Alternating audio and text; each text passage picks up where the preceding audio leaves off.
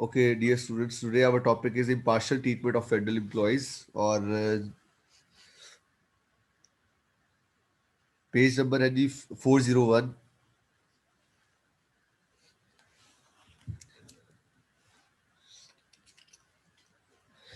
Page number 401, impartial treatment for federal employees, Constitution of Malaysia.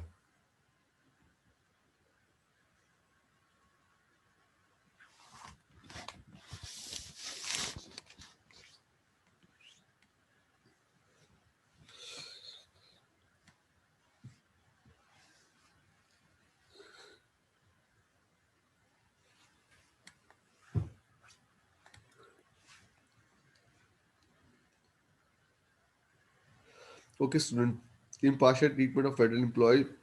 All persons of whatever race in the same grade in the service of the federation shall subject to the same terms and condition of their employment be treated impartially.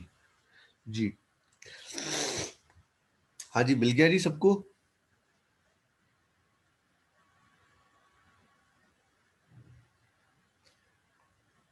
जी, वो यहाँ पे कह रहा है जी गैर जानिबदार सलूक होगा जी federal employees के साथ।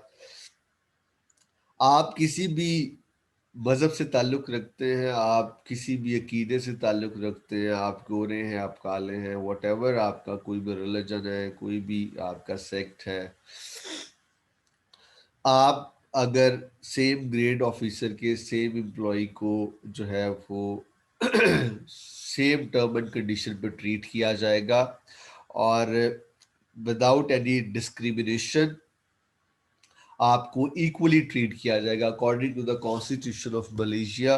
आपकी जो फेडरल एम्प्लॉयज़ हैं, अगर आप सेम ग्रेड के हैं, यानी कि आप एक सीट के ऊपर हैं या जो भी आपका लेवल है, आपको without any discrimination, without any prejudice आपको जो है वो इक्वली ट्रीट किया जाएगा और आपके साथ गैर जानबदार सलूक जो है वो किया जाएगा। इस पैराग्राफ में मैं ये बात कर रहा था। आगे आप फोर्सेस काउंसिल, ये बेटा पेज 401 है, 401।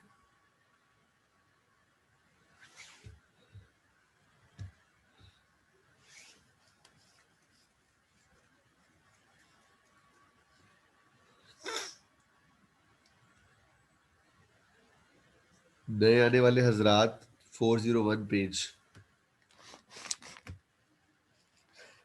Arm forces council.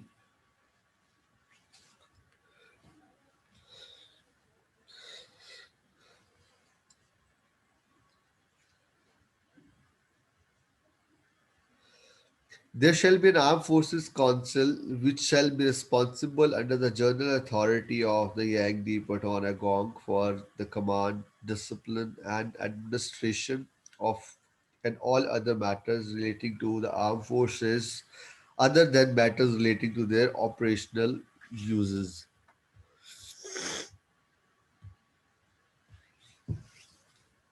जी, कहते हैं यहाँ एक आर्म कौंसल, ठीक है जी। ओके, 401 यार, 401 टाइम से आ जा करें जी। यहाँ एक आर्म फोर्स काउंसिल होगी जो आपके लिए कि यांग डी पटवान गोंग के जनरल अथॉरिटी के तहत कमांड, डिसिप्लिन और इंतजामिया और इन ऑपरेशनल इस्तेमाल से मुतलिक मामलात के अलावा जो मुसल्ह फ़ौज से मुतलिक दीगर तमाम अमूर के लिए जिम्मेदार होगी। ठीक है जी, ये कह रहा है जी कि एक जो है वो आर्म काउंसिल होगी जो कि यांगडी पटोनागोंग जो सुल्तान है उनकी जनरल अथॉरिटी के तहत कमांड, डिसिप्लिन, इंतजामिया और जो ऑपरेशनल मामलात है उसके मुतलिक काम करेगी। और उसके अलावा मुसल्ह फ़ौज जो है आर्म फोर्सेस के मुतलिक उसके जो दीगर अमूर उसकी ज़िम्मेदार भी होगी। बेटा एक्सेप्ट तो कर लिया आपको, आपके नेट का इशू है।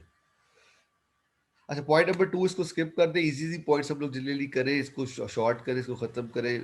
Point number 3, the arm forces constitution consist of the following member. जी, आर्म फोर्सेस काउंसिल जो है वो किस के ऊपर कंसिस्ट करती है, कौन कौन सी बेसिकली काउंसिल है।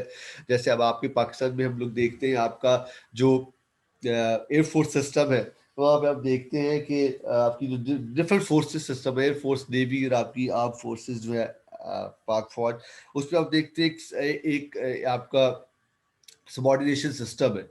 जैसे आप देखते हैं कि joint chief of staff committee जो तीनों सरबराह फौज को लीड कर रहा है, उसके बाद आप देखते हैं हर मुसल्ला फौज का अपना अपना एक सरबराह है, ठीक है। जैसे आप देखते हैं chief of army staff, air force का चीफ, और आप देखते हैं नेवी का चीफ। तो उसके बाद आप, ये तो आपकी होती है, उसके बाद आपकी आती है पॉलिटिकल। आप देखते हैं जो मिनिस्टर्स होते हैं, सेक्रेटरीज होते हैं, वो लेवल आ जाता है। बेसिकली अगर आप देखा जाए एज ए सीनियरिटी वाइज देखा जाए, जो डिफेंस मिनिस्टर होता है वो ओन करता है, और वो अगर देखिए कि सबॉर्डिनेशन के हिसाब से देखें तो रारकी सिस्टम देखें तो सबसे ऊपर आपका डिफेंस मिनिस्टर होता है, बल्कि चीफ ऑफ आर्मी स्टाफ भी उसको जो है वो सल्यूट करता है, क्योंकि तीनों मुसल्ला फोर्सेस जो होती है वो डिफेंस मिनिस्टर के अंडर आती है, ठीक है। They are the political guys, ये पॉलिटिकल लोग होते हैं, इनकी तैनाती की जाती है, वजीर आजम इनको तैनात करता है, और ये तीनों मुसल्ह फौज के जो होते हैं सरबराह को गिना जाता है, और इसके अंडर नीचे इसके सेक्रेटरीज होते हैं, ठीक है, डिफेंस मिनिस्टर के। लेकिन अगर आप आर्म फोर्सेस को देखें तो आर्म फोर्सेस में देखते हैं तो ये तो इसके बाद आप देखिए उनके अलग अलग चीफ होते हैं, और उनके अलग अलग जो होते हैं अपने सरबराह होते हैं। जैसे आर्मी का मैंने बताया अभी जॉइंट चीफ, उसके बाद आर्मी चीफ, ये जॉइंट चीफ तीनों का होगा, आर्मी चीफ, और फिर आगे उनके इंडिविजुअल चीफ एयर और नेवी का। तो ये एक फोर्सेस का आप कह लें कि हायरार्की सिस्टम है, ठीक है। इनका हायरार्की सिस्टम होता है, सबसे बड़ा, सबसे बड़ा, उससे छोटा, छोटा, ऐसे हायरार्कीज को आप सबऑर्डिनेशन सिस्टम भी कह लें, सबऑर्डिनेट्स भी कह लें, ठीक है, साथ ही है जो उनके जो एम्प्लॉय नीचे मिला। तो इसी तरह जो मलेशिया है उसके अंदर भी वो कहता है कि जो आर्म फोर्स काउंसिल है, उसके जो कौन कौन से उसके मेंबर है, कौन कौन से उसमें कौन कौन जो शामिल होते हैं, उसमें वो कह रहा है जी सबसे पहले आपका the minister of the time being charge with the responsibility of for defence who shall be chairman. जी, मिनिस्टर होगा जिसको रिस्पॉन्सिबिलिटी ऑफ डिफेंस दी जाएगी, वो चेयरमैन होगा, ठीक है। जिस काउंसिल का, आर्म फोर्सेस काउंसिल का चेयरमैन कौन होगा? मिनिस्टर होगा। बेसिकली देखिए पुरान इसको तैनात भी जो है वो पर्टोन गोंगी करेंगे, आगे हम लोग पढ़ेंगे इसको। उसके बाद बी मेरा one member representing the royal highnesses who shall be appointed by the conference of the ruler. एक मेंबर जो इन की शाही अजमत की नुमाइंदगी करेगा, जो इनका रॉयल सिस्टम है, उसको कौन अपॉइंट करेगा? उसको आपकी conference of rulers. Conference of rulers बच्चों हम लोगों ने पढ़ा था किस लिए थी कॉन्फ्रेंस ऑफ रूलर्स का, क्या काम था? कॉन्फ्रेंस ऑफ रूलर क्या करती है? जो मेजर काम है कॉन्फ्रेंस ऑफ रूलर का बच्चों क्या था, मैंने आपको बताया भी था। जो मेन काम है, एक तो आपकी जो इलेक्शन करवाना, किनकी, जो आपके केक वगैरह होते हैं, इस हवाले से कोई बढ़ जाता है, कोई छोड़ जाता है, किसी को कोई चार्जेस लगती है, इस हवाले से इनके इलेक्शन करवाना बेसिक मेन मकसद कौंसिल रूरल का ये है। एक कमेटी है, इसके कुछ मेंबरान है, तो वो हमने डिटेल में पढ़ा था। अब आगे पॉइंट कौन करेगा उसको? कॉन्फ्रेंस ऑफ रूलर उसको पॉइंट करेगी, ठीक है जी। ये पॉइंट नंबर बी था। आगे नेक्स्ट पेज पे 402 के ऊपर पॉइंट नंबर सी है जी। The chief of defense force who shall be appointed by the YAGD पटौन। जी, चीफ जो डिफेंस फोर्स का होगा, यानी कि आपकी मुसल्ह फौज जो है उनका, वो कौन अपॉइंट करेगा जी? YAGD पटौन है गोंग। ऐसे क्या आपके यहाँ पे भी सिस्टम है,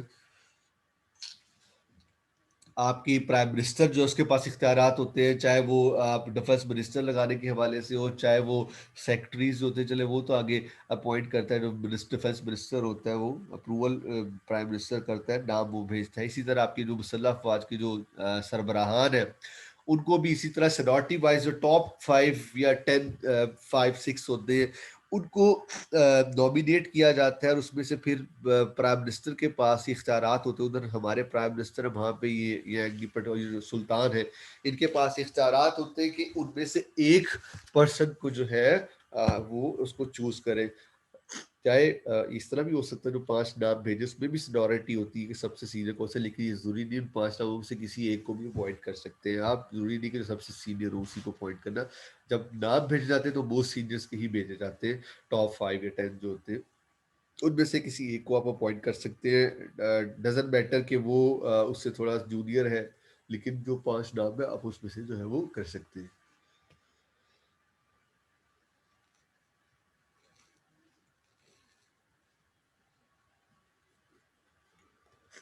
point number D, a civilian member being the person performing the duties of the office of Secretary General for Defense who shall act as a secretary to the council. जी secretary to the council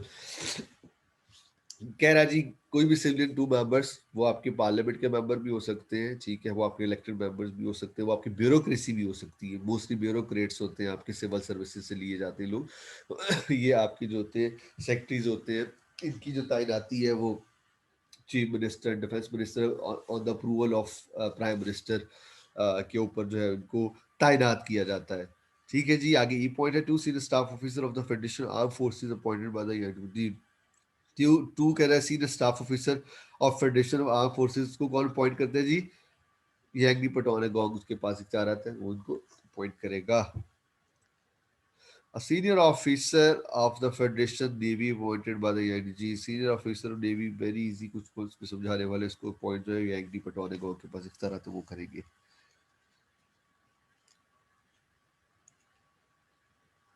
अरे two any additional members with whether military or civilian appointed by the यंग पटौने को जी। ठीक है जी, आगे क्या कह रहा है जी? पॉइंट नंबर 4, बस इसको यहाँ तक ही बच्चों कर ले, लंबा हो रहा है, बस हमने थोड़ा सा इसको इन्फॉर्मेशन देनी। फोर्थ पॉइंट छोड़ दीजिए। ठीक है जी, ये 2 और 4 हमने छोड़ा है, 3 और 3 के कुछ पॉइंट्स किए, दैट्स इट। ये भी तो ABCDEFG तक हमने पढ़े, H तक पढ़े, इसमें से भी 2-3 आप लिख दें तो बस मोर देन इनफ है।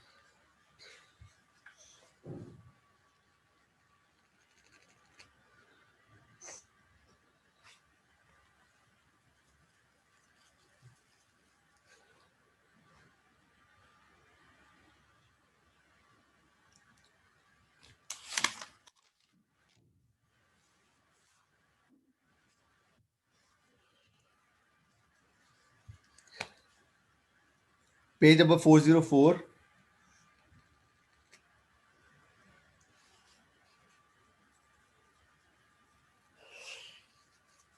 जी बच्चों, हमारा डिफेंस मिनिस्टर कौन है जी, बताएं, जिन्होंने मैसेज में लिख के भेजे। Who is your defence minister?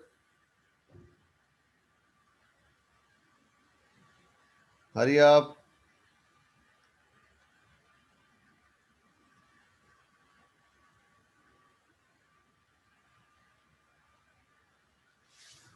Parvez खटक है हमारा डिफेंस मिनिस्टर, जो आपका खैबर पख्तूनख्वा का चीफ मिनिस्टर भी रहा है पिछले टेन्योर में। परवेज खटक वो आपका इस टाइम डिफेंस मिनिस्टर है। और अच्छा जी, आगे चलते हैं जी।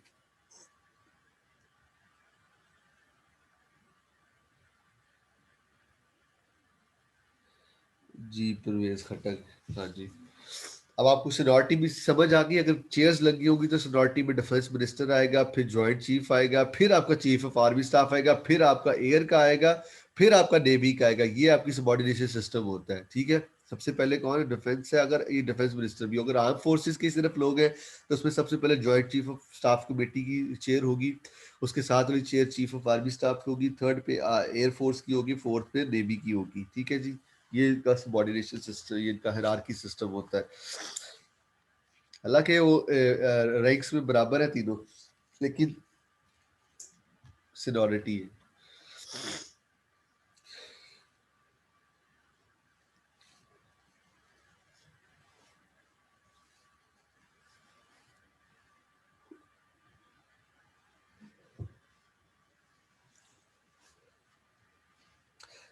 Judicial and legal service commission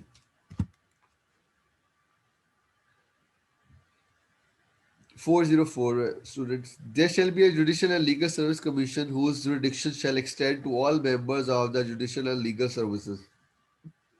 कह रहा है कि एक जुडिशल लीगल सर्विस कमीशन होगा, जिसका दायरा इख्तियार अदालती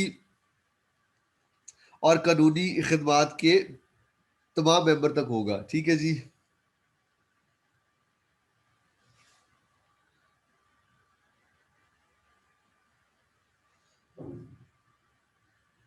ठीक है जी, जिसका दायरा इख्तियार अदालती और कानूनी खिदमात के तमाम मेंबर के हवाले से उन तक होगा। आगे कह रहा है the judicial and legal service commission shell consist of कौन कौन सी किन चीजों पे कंसिस्ट है। The chairman of the public service commission shall be the chairman. Chairman of public service commission वो कह रहा है जी, इसका चेयरमैन होगा जुडिशल लीगल सर्विस कमीशन का। ठीक है। Attorney General, or if the authority, B point one of the Attorney General, or if the Authority General is a member of the Parliament or is appointed otherwise than from among member of the Judicial and the Legal Service, the Solicitor General and blah blah blah. Ji.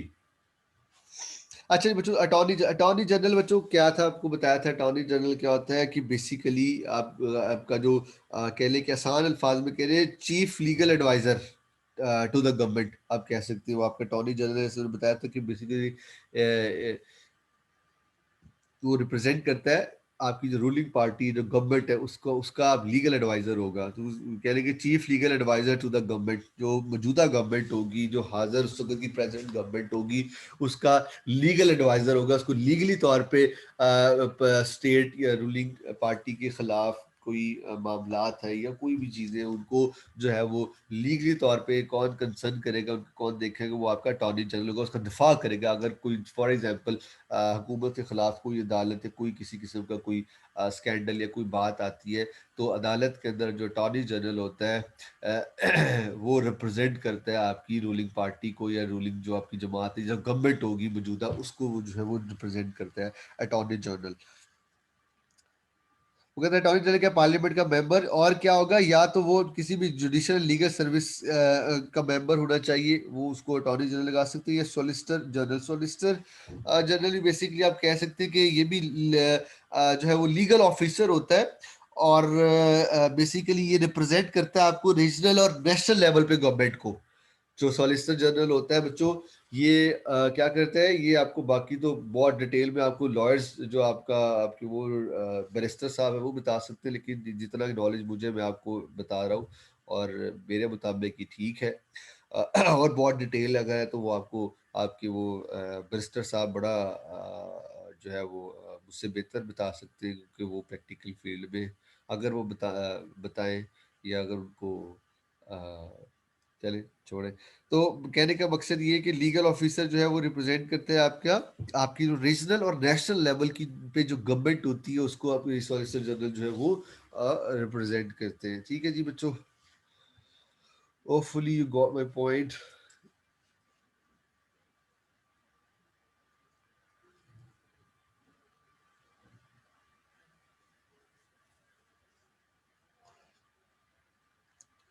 One और more other members, point number C है जी।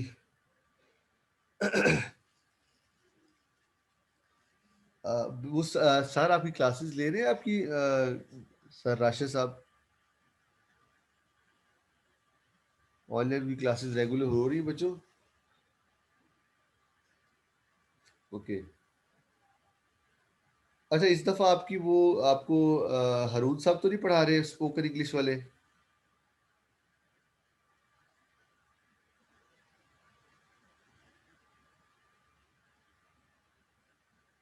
Okay. और Arabic भी आपकी नई है और इस्लामियत भी आपकी नई है, बिल्कुल इस्लामियत भी नहीं है, अरेबिक भी ठीक है। ये कि आपको राशिद साहब पढ़ा रहे हैं, मैडम आयशा पढ़ा रही है, मैं पढ़ा रहा हूँ, और मैडम जो है वो सोशियोलॉजी की पढ़ा रही है। सोशियोलॉजी के लेक्चर हो रहे हैं मैडम फरा के?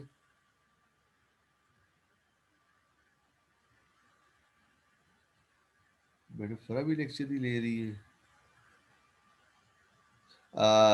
नताशा बेटा या अपना आकाशा जो भी शबूना इधर है, आप लोग पता करें वो मुनज़्ज़ा और बाकी आतिका वो क्यों नहीं लेक्चर ले ली? मुनज़्ज़ा भी लेक्चर नहीं ले रही, वो रेगुलर लेक्चर लेती थी, उसने भी छोड़े। पूछे जरा वो क्यों लेक्चर नहीं ले रही, क्या वजह उसकी? आपने पूछना है कल या आज?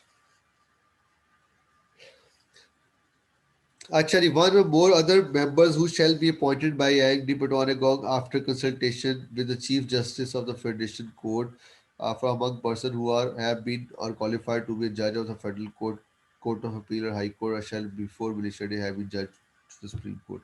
जी, वो कहते हैं एक दो पर्सन और जिनको अपॉइंट करेंगे ये एंडी पटवान, लेकिन after consultation of chief justice of the federal court उन बंदों में से उनको इलेक्ट किया जाएगा, या तो जो क्वालिफाइड हो इस सीट के लिए, या वो जो आपकी कि जज एज ए जज के तौर पे क्वालिफाइड हो फेडरल कोर्ट या कोर्ट ऑफ अपील के, वो सर्विसेज प्रोवाइड कर रहे हो, या वो उसके लिए क्वालिफाइड हो, उनकी जो क्वालिफिकेशन है वो क्वालिफाइड, तो उनको भी जो है वो इलेक्ट किया जा सकता है लिस्टिया डे से पहले एक दो मेंबर्स को, लेकिन चीफ जस्टिस की कंसल्टेशन के बाद। लेकिन उसको अपॉइंट कौन करेगा अल्टीमेटली, ये एग्नी पटेल।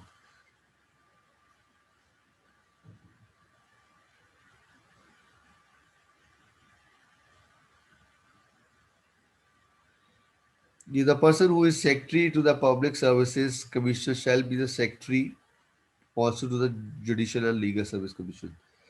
जी कहते हैं जो बंदा जो person secretary public service commission होगा वो judicial and legal service commission का भी सेक्रेटरी होगा। अच्छा पब्लिक सर्विस कमीशन, अच्छा पब्लिक सर्विस कमीशन से पहले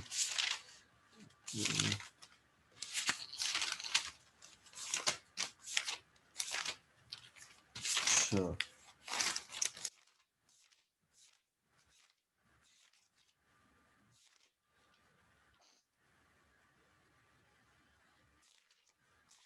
आगे कुछ दो चार इंपॉर्टेंट चीज़ें हैं वो हमने करी, उसके बाद इसको जो है इस कॉन्स्टिट्यूशन ऑफ मलेशिया को वाइंड अप करना है जल्द से जल्द। ये पुलिस फोर्सेस के हवाले से है और थोड़ा सा एक दो और पॉइंट है टॉपिक्स है वो करने हैं। बाकी जो है ये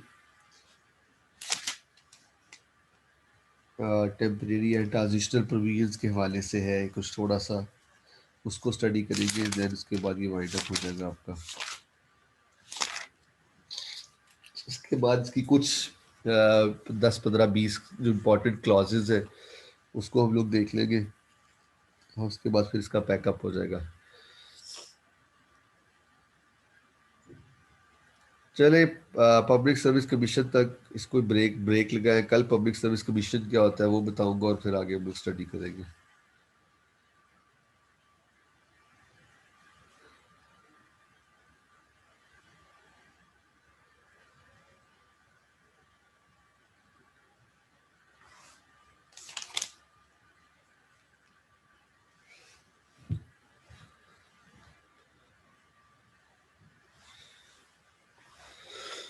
अच्छा भी बच्चों,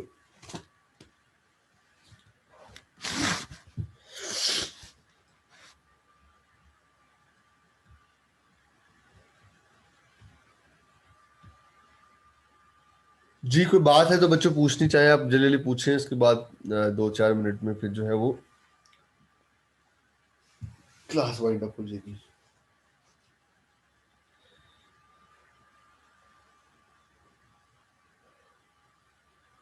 आपने स्क्रीनशॉट ले लिया, हमजा था पिछली दफा पिछली क्लास में, इस क्लास में नहीं, तो उसने ना आप जो इसका स्क्रीनशॉट लेके सेंड कर दे यार वो अपना सामना साहब को।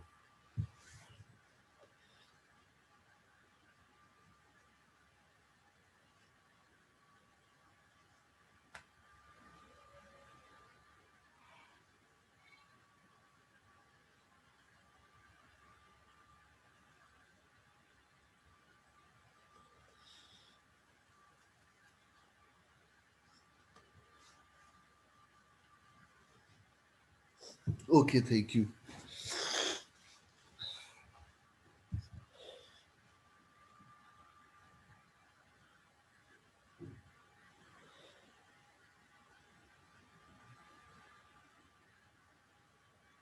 ऑनलाइन हम लोग पढ़ते हैं इसलिए ज़रा उसकी बहुत ज़्यादा 100% स्टूडेंट्स की शिकायत होती है, समझ नहीं आती सबने, तो इसलिए मैंने आपको देखकर बहुत ज़्यादा पढ़ाता नहीं हूँ आपको कि आपके सर 5 5 4 4 पेजेस पढ़ा देते हैं, समझ ही कुछ नहीं आती है। हम लोगों को बर्डन पड़ता है, मैं आपको थोड़ा थोड़ा 2 2 ढाई ढाई पेजेस लेके चल रहा हूँ ताकि आप पे ऑनलाइन बर्डन ना ज़्यादा पड़े। और आपकी अक्सर स्टूडेंट्स की शिकायत होती है कि ज़्यादा पढ़ लेते हैं, समझ नहीं आती ये वो, इस हवाले से इसलिए मैं ज़रा स्लो स्लो थोड़ा पढ़ लेता हूँ। लेकिन पढ़ता आपको हूँ ताकि आपके पास एंड पे टाइम भी 2 मिनट हो, आप अगर पूछना चाहें मुझसे कुछ पूछ लें और ये गिला आपका कल को ना हो। लेकिन इसका कोई मुझे लगता है खातर खा फ़ायदा नहीं होता। माशाल्लाह आप सारे इतने ब्रिलियंट हैं, कुछ पूछते ही नहीं है, समझ आ जाती सबको।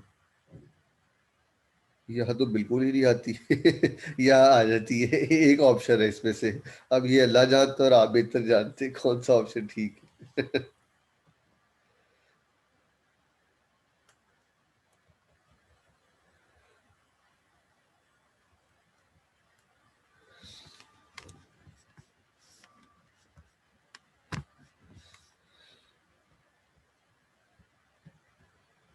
चलिए जी बच्चों, आपके प्यारे जो बाइडन ने जो है वो हलफ ले लिया है और ट्रम्प ने कल व्हाइट हाउस को छोड़ दिया है। और आते ही उसने कुछ पाकिस्तान के हवाले से या ओवरऑल मुस्लिम उम्मा के हवाले से कुछ मुस्बत काम एक दो किए। 10 मेमोरेंडम पर से साइन भी किए और देखिए।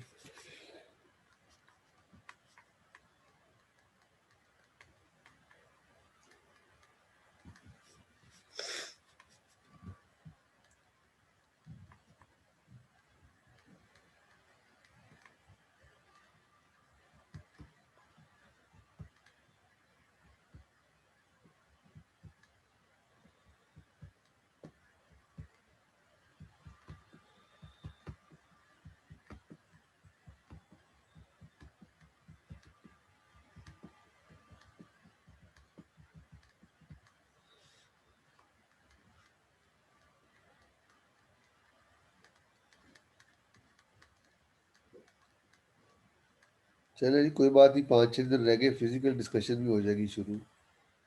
कौन सा ज़्यादा टाइम रह गया।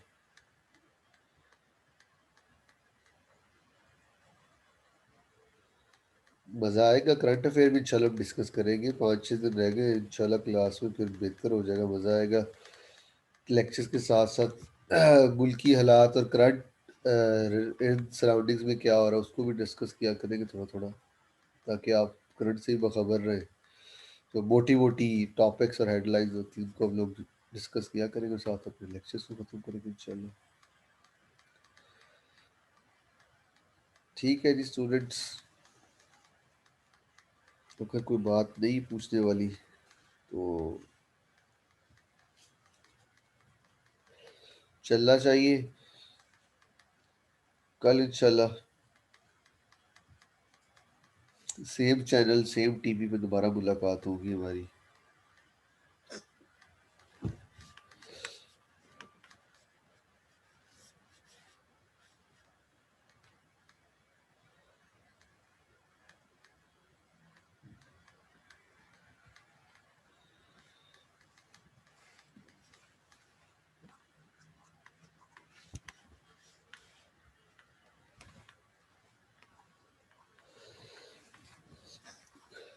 जी जी ज़रूर पूछिएगा।